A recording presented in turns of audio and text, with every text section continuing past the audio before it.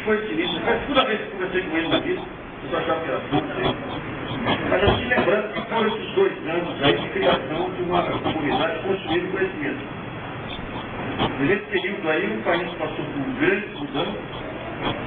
Houve uma guerra insana aí, o episódio mais relevante foi a Satyagraha. E bem passado aí um ano e meio, a gente começa a olhar quem são as pessoas que entraram nessa briga. Pessoas que algumas desconheciam, outras não. Ele parece um delegado aí com um monte de tiro para todo lado aí, o negócio repete para a mídia, tiroteio para cá e para lá. Nós tivemos nesse período aí a maior barreira midiática que já foi criada, pelo que eu conheço, 40 anos de jornalismo.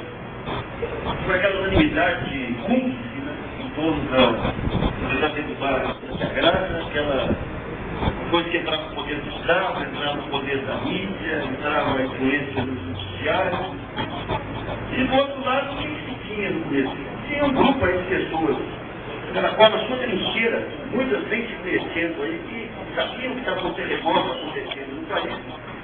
E demorando um pouquinho para entender qual é a lógica desse terremoto. Esse terremoto varria redações, era um terremoto que se refletia quase na imprensa, quase no judiciário, se refletia toda aquela lata subterrânea que massa política brasileira. E mudando os anos, eu estou criando uma solidariedade do crime aí que é inacreditável. Porque trata não apenas, digamos, os criminosos militantes, mas uma parte do poder político brasileiro e do poder mídia. E quando começou essa guerra foi para o âmbito da internet, e na internet nós vimos nascer, nós estamos testemunhando aqui, esses abraços que estão dando a conversa, esses reencontros aí de pessoas que não conheciam do redor. Nós estamos, de certo modo aqui, nós somos cristãos nas catacumbas. Eu lembro quando começou o jogo dos blocos, o Paulo era um rapaz com Freitas, eu coloquei até um comentário dele aí, falou, eu sou filho de acadêmicos, pai, tio, professor da USP, eles veem os jornais. E eu entro na internet, leio o blog, leio o blog o blog do Reinaldo, o blog do Paulista, assim, daí quando nós temos as reuniões de semana, eu fico com a maior pena deles.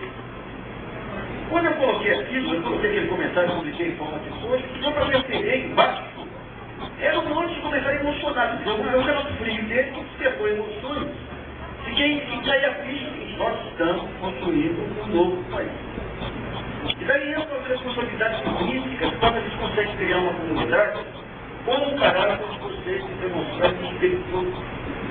Tem desequilíbrio lá. 80%, 90% é lulista, 1% é fanático pelo Lula, que é o Jair. E nessa diversidade ainda não conseguimos em todos os níveis. Mas por quê? Porque não votam para mim. Mas gradativamente o que nós temos lá na comunidade, nas instituições de voto, nós estamos descobrindo a diversidade. Nós estamos descobrindo a tolerância. Mas será que tem que, de vez em quando, dar uma raspada nas matérias que aparecem por lá para não embananar a discussão. Mas nós temos pensamentos hoje divergentes lá que são civilizados, E nesse período nós logramos construir um conhecimento e nós criamos um novo padrão de conhecimento. Em termos jornalísticos, em termos psiquiátricos. Eu lembro os episódios que se acharam na Satyagraha, o que vocês trouxeram, eu estava enrolado na corrente para todo lado aí, de repente vinha lá para olha, aquele negócio da escuta ambiental no Supremo. Lembra aquele angústia vez que prorrogou o CPI, usando o nome de Supremo, uma coisa vergonhosa. O Supremo usando a marca Supremo para passar uma mentira. Daí surge, tem aquele cara, a gente começou a desconfiar lá, bater naquela regra, e aí aparece o relatório na CPI. Aí alguém traz o relatório. Eu publico o relatório. Meia hora depois, 4 especialistas de telecomunicações já tinham desmontado o relatório. Professor, isso aqui não escuta nem aqui nem na China, porque eles estão captando som de fora para dentro, escuta de dentro para fora. Primeiro ponto. Segundo ponto, se fizeram uma varredura e não encontraram o aparelho, era muito pequeno. Logo do outro lado tinha que ter um carro com uma baita de uma antena para captar aquele sinal. Daí o outro, o misterioso Stanley Borbolin, pega lá o Google.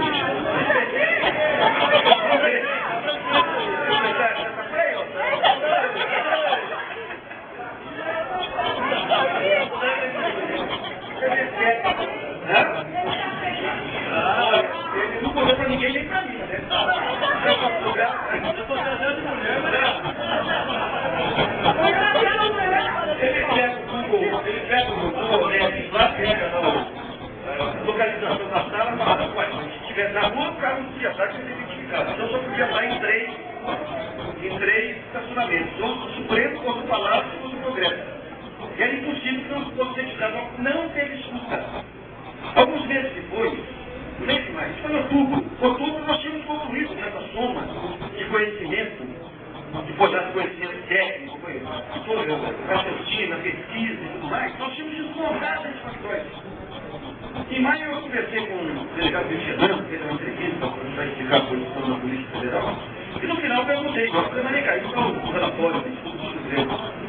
O maior problema que nós estamos é que não tem nada, e se a gente fechar o relatório, o moralismo do presidente do Supremo.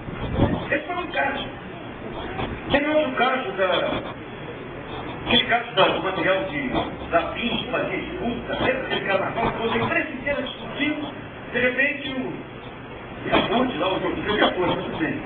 Ele aparece com a lista lá da PIN. Alguém traz a lista. Aí eu acho que foi o João Vigil, se não me engano, faz uma pesquisa para dar essa lista que ele copiou do site do fabricante. Chamada lá, Jobim mentiu. Vocês, nós enfrentamos isso aí nesse período, com a contribuição de vocês, nesse período todo, nós fizemos em conjunto aí um trabalho jornalístico inédito, em termos de país, inédito. Eu te falei dos casos mais específicos, pegar lá as pesquisas da Maria, da misteriosa da Maria aí no Diário Oficial, pegar a blogueira de Brasília, que pegou aquela história da página amarela da Veja, junto com a compra de assinaturas do Joaquim Moreno. Mas não, o Babuca. Mas veja bem, não foi só questão de denúncia. Nós entramos naquele período, aquela guerra, que eu nunca vi, os movimentos da mídia, com o crime organizado, eu nunca vi. Eu só consegui entender aquele terremoto que estava acontecendo quando eu estava na Folha, porque quando você vai juntando as peças, e hoje, conversando até com o doutor, nós chegamos a conclusões semelhantes, sempre conhecemos por caminhos diversos. Ele investigando, voltando a disputa, ele analisando as expressões judiciais das matérias. Então nós estamos no meio da grande guerra. Olha, nós tivemos grandes batalhas nesse país. A batalha da direta foi uma batalha tremenda. A participação de todo mundo foi um grau de atividade fantástico. A batalha da Constituinte, que instituiu a cidadania desse país. Nós temos muitas batalhas aí civilizatórias, mas eu digo para os senhores, nós estamos hoje como protagonistas da mãe de todas as batalhas. Essa batalha é que vai mudar tudo, que é a questão do fim do monopólio da opinião pública. O país que está vindo por aí é um outro jogo. Hoje vocês veem até algum tempo atrás, só virar uma parte política que passava por treino para os jornais, por uma revista, por uma televisão. Então você tinha os órgãos da mídia, não era apenas o governo rural, não era só o NST, é também o agronegócio, é também o setor industrial, porque o único setor que conseguia espaço era o mercado financeiro, no início do governo do Rocha, e depois por questão de publicidade. Só poucos foram feitos cursos aí, de jornais, de gestores, de fundos de investimento. Com o movimento desse monopólio, de um lado, nós provamos, vocês provaram, nós provamos em conjunto, nós temos muito mais informação que a mídia. Se a mídia coloca 30 temas lá, eu coloco 30 temas no blog, para cada tema você vai ter 2, 3 pessoas que vão trazer informações muito mais consistentes, que são destacadas e passam a compor o nível de conhecimento geral do blog. Então, essa batalha da informação nós ganhamos. O próximo passo que vai ter? Vai ter que ter uma estrutura de redação para pegar as discussões que ocorrem ricas, ridículas, e transformar em matérias sem capacidade de manipulação.